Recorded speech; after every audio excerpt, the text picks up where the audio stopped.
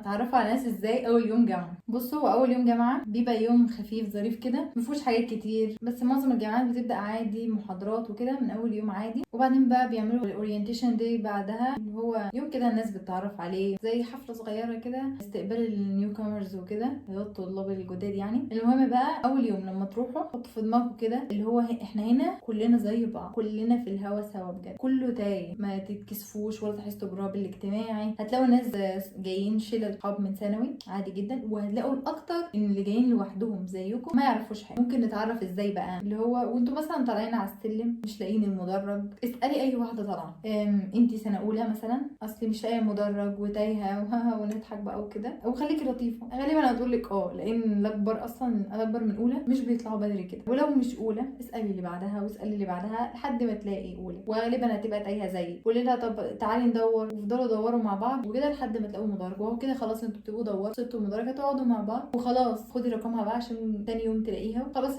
اسمك ايه بقى؟ هتقول لك اسمها، خلاص سجلت رقمك. دي فعلا هتبقى احلى طريقه. بس كده، استنوا بارت 2 هقول لكم تاخدوا ايه معاكم في الجامعه وتلبسوا ايه.